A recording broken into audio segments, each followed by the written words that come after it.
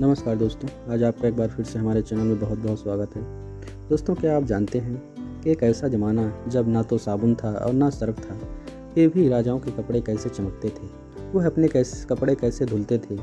ऐसी कौन सी चीज़ थी जिसका इस्तेमाल करके वो अपने कपड़ों को चमकाते थे। दोस्तों, भारत में कपड़ों को साफ करने के लिए साबुन और सर्फ का इस्तेमाल अंग्रेज़ों के आने के बाद शुरू हुआ, क्योंकि वो उसको वहाँ लेकर आए थे।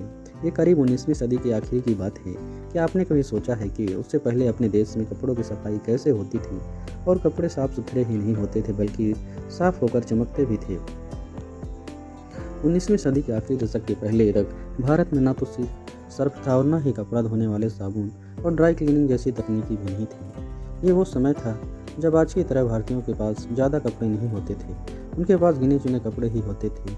उन्हीं को साफ करके वो अपना काम चलाते थे। हाँ, राजे रजवाड़े की बात अलग है। उनके पास तो एक से एक महंगे कपड़ों के परिधान होते थे, लेकिन तब भारत में कपड़े आखिर साफ कैसे किए जाते थे, किस तरीके से कपड़े धुलते थे, किस साफ होकर चमचमाते थे और ऑर्गेनिक तरीके से साफ होते थे, तो शरीर की त्वचा पर भी वो कोई खराब असर नहीं पैदा करते थे।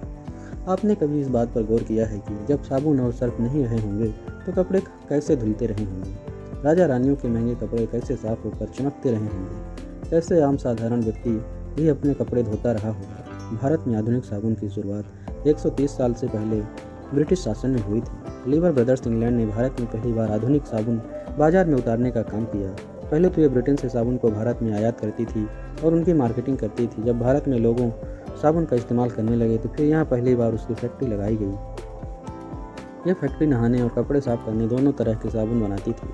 नॉर्थ वेस्ट सोप कंपनी पहली ऐसी कंपनी थी जिसने 1897 में मेरठ में देश का पहला साबुन का कारखाना लगाया। ये कारोबार खूब फला फूला। उसके बाद जमशेदजी टाटा इस कारोबार में पहली भारतीय कंपनी के तौर पर कूदे। लेकिन सवाल यही है कि जब भारत में साबुन का इस्तेमाल नहीं होता था, सोडे और तेल के इस्तेमाल से साबुन बनाने की कला नहीं मालूम थी, तो कैसे कपड़ों को धोकर चकमक किया जाता था। भारत वनस्पति और खनिज से हमेशा संपन्न रहा है। यहाँ एक पेड़ होता है जिसे रीठा कहा जाता है। तब कपड़ों को साफ करने के लिए रीठा का खूब इस्तेमाल होता था। राजाओं के महलों में रीठा के पेड़ अथवा रीठा के उद्यान लगाए जाते थे। महंगे रेशमी वस्त्रों को कीटाणु मुक्त और साफ करने के लिए रीठा आज भी सबसे बेहतरीन ऑर्गेनिक प्रोडक्ट है। अब रीठा का इस्तेमाल बालों को धोने में खूब होता है। रीठा से शैम्पू भी बनाए जाते हैं। ये अब भी खास लोकप्रिय है। पुराने समय में भी रानियाँ अपने कपड़े बालों को इसी से धोती थी। इसे सोप बेरी या वाश नट भी कहा जाता था।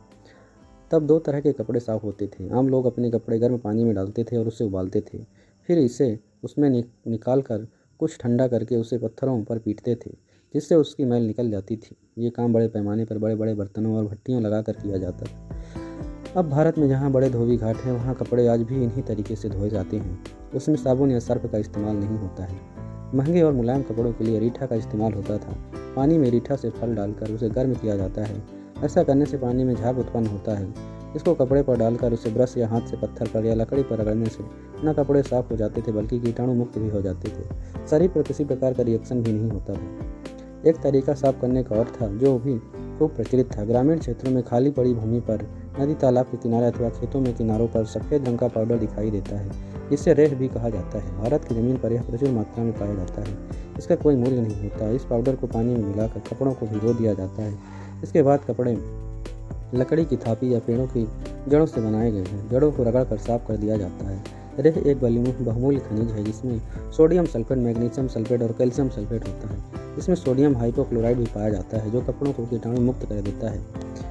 जब नदियों और समुद्र के पानी में सोडे का पता लगा तो कपड़े धोने में इसका भरपूर इस्तेमाल होने लगा। प्राचीन भारत ही नहीं बल्कि कुछ दशक पहले तक भी मिट्टी और राख को बदन पर रगड़ कर भी भारतीय नहाया करते थे या फिर अपने हाथ साफ करते थे। राख और मिट्टी का इस्तेमाल बर्तनों को साफ करने में भी होता था। पुराने समय में लोग सफाई के लिए मिट्टी का प्रयोग करते थे। तो दोस्तों, ऐसी जानकारी के लिए हमारे चैनल पर बने रहिए। मिलते हैं एक नए वीडियो में नई जानकारी के साथ। तब तक के लिए नमस्कार।